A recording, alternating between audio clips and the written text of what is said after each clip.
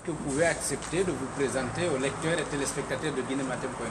Oui, ça sera avec plaisir. Je suis Mamadou Bari, analyste financier, membre du bureau exécutif de l'UFDG. Et récemment, vous avez fait une sortie qui a quand même surpris. Vous parlez du congrès, vous estimez qu'à la fin du mois d'août, le mois d'août est passé, que Cellou Dalein n'est plus légalement président de l'UFDG. Oui, mais vous êtes en train de sortir ce paragraphe d'un contexte. En fait, l'idée là-dedans vient du fait que... On lui a déjà tapé sur les doigts, il commence à avoir peur, M. Bari. Non, l'intention n'est pas de faire peur. L'intention est juste de temps en temps de rappeler que nous sommes dans une obligation et nous sommes dans des exigences qui méritent une certaine attention. L'attention a été attirée depuis 2012 sur le fait qu'il y a un besoin de remue-ménage, il y a un besoin de restructuration, il y a un besoin de recadrage de la dynamique et de la machine UFDG pour des perspectives à venir. L'idée de ce congrès traîne depuis longtemps, mais on a l'impression que personne n'en parle et ça n'augure pas de bonnes choses pour 2015. Et à votre avis, pourquoi ça retarde? On ne sait pas pourquoi ça retarde. Franchement, au niveau de la direction, il faudrait qu'on nous dise pourquoi ça retarde, parce qu'il n'y a aucune raison. D'autant plus qu'on est en train de faire de la restructuration administrative qui ne correspond pas à l'attente des milliers et des milliers, pour ne pas dire des millions de militants, qui attendent vraiment d'avoir une vision, d'avoir un chemin et d'avoir un parcours pour l'alternance en 2015. Quelle restructuration administrative, par exemple, il y a eu et qui pourrait ne pas aller vers le sens voulu par les militants? Oui, mais on est en train de parler de remplacer par intérim un trésorier. Le trésorier n'est pas un politique. On est en train de parler comme ça d'une commission qui va être mise en place pour la restructuration de la mobilisation des ressources.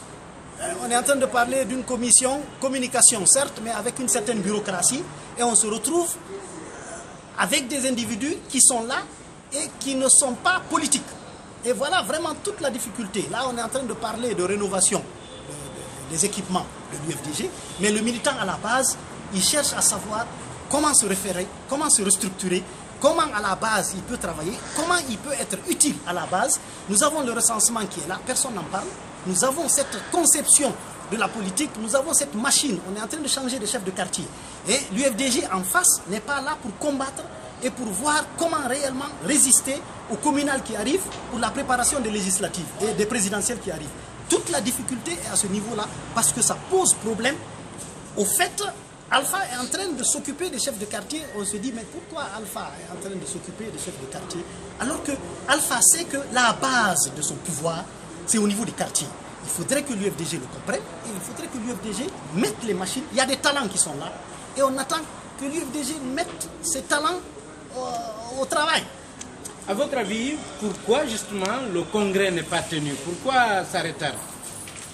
Là, il n'y a que le premier responsable du parti qui doit le dire, parce que c'est lui qui doit impulser. Mais l'idée, c'est qu'on le sait depuis longtemps.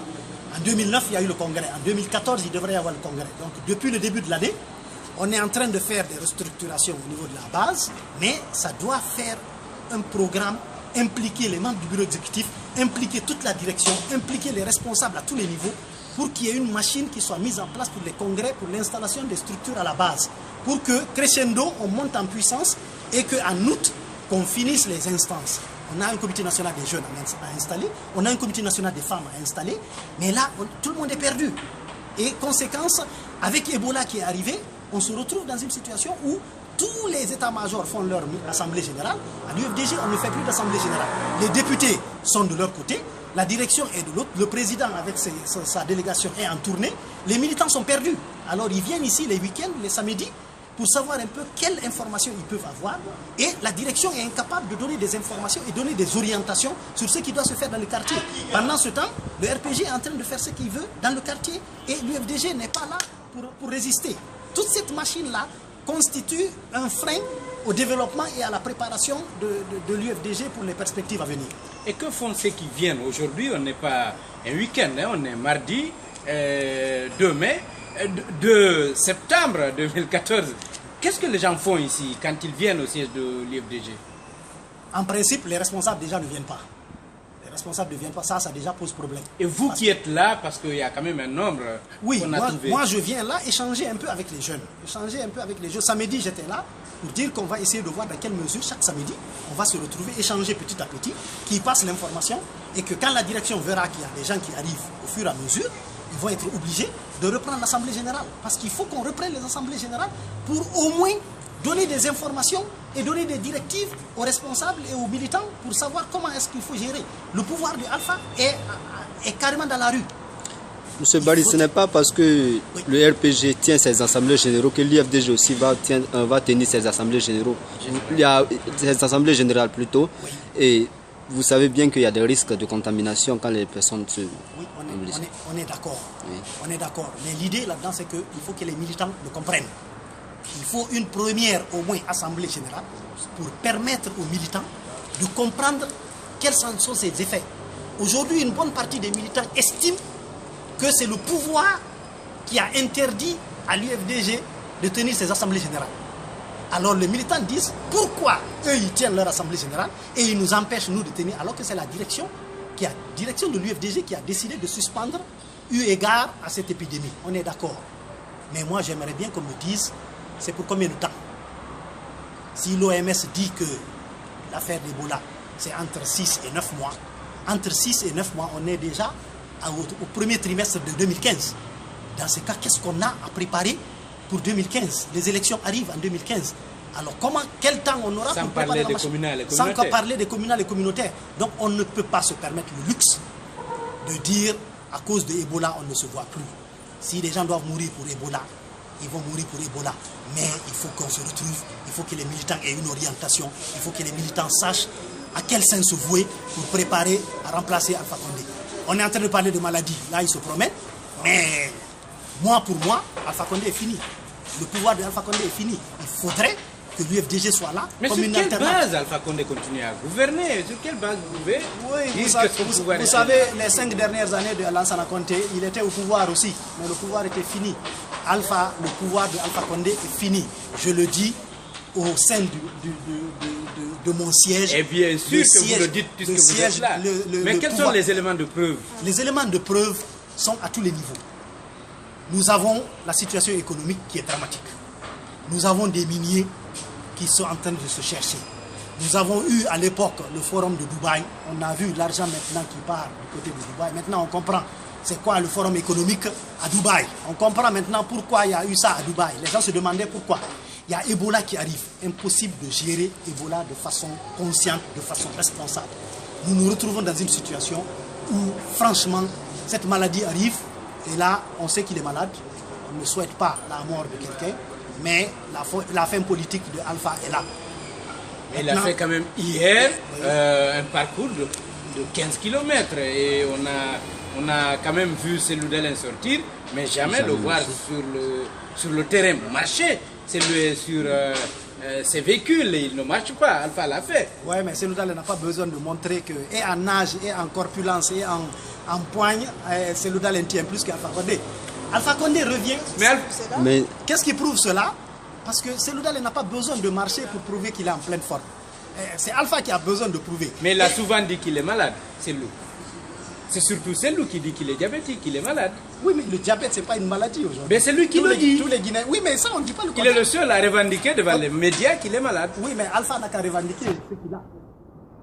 Mais Alpha a marché hier pour vous prouver qu'il est en bon état. Et bizarrement, Alpha dit qu'il prend la Guinée là où Sékou Touré l'a laissé, mais il fait beaucoup de choses qui ressemblent à Lansana Conté. À des moments, on disait que Lansana Conté est mort, on le dope, on le met dans une 4x4, il sort, il se promène, tout le monde dit ah voilà. Là maintenant, on a dit que Alpha est mort, il n'est peut-être pas mort physiquement, mais c'est fini ça. Maintenant, il se promène dans Boulbiné pour montrer qu'il est toujours en pleine forme, mais c'est une coquille vide. Pas seulement Boulbiné. Ne vous a pas rassuré, honnêtement, sincèrement, au-delà des penchants politiques, sa sortie d'hier de Donka à Kaloum, ça ne vous rassure pas? Oui, mais au contraire, ça m'inquiète. Ça veut dire qu'il veut prouver qu'il est encore là. Mais à un moment donné, on apprendra que c'est terminé. Et pourtant, hier, le professeur a tenu que certains de ses ministres qui n'ont pas pu tenir. Oui, mais s'il est fini, ces ministres sont encore plus finis. Ça, il n'y a même pas de doute là-dessus. Ces ministres, ce n'est pas des sportifs, ce n'est pas des personnes de référence.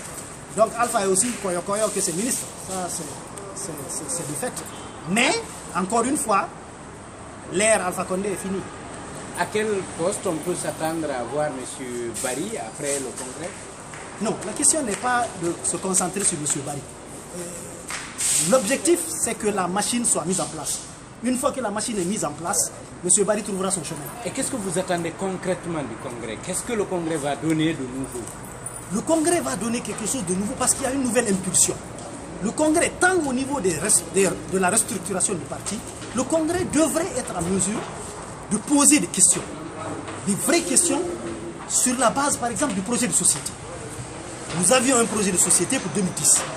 Ce projet de société doit être toiletté pour répondre aux exigences des enjeux de 2015 et 2020. Il faudrait qu'on voit dans quelle mesure ça peut être révisé. Quand vous prenez la restructuration du parti, quand vous prenez la haute hiérarchie, les 5 vice-présidents, est-ce que l'UFDG a besoin de 5 vice-présidents? Il faut qu'on s'assied et qu'on discute. Est-ce que l'UFDG a juste besoin d'un président et d'un vice-président? Au niveau de l'administration, nous avons un secrétaire général. Est-ce qu'il est secrétaire général du bureau du président, simplement à rendre compte à Cellou Dalein, ou bien est-ce qu'il est, il est secrétaire général sous la direction du bureau exécutif? Il y a des secrétariats nationaux qui sont là. Ça, c'est carrément le gouvernement de Cellou Dalein en attendant d'arriver au pouvoir. Donc, ces secrétariats nationaux doivent se partager un peu les mêmes responsabilités que les affaires au niveau du gouvernement. Pour que quand un ministre des Mines fait des choses, que son correspondant, secrétaire national au parti et futur ministre des Mines,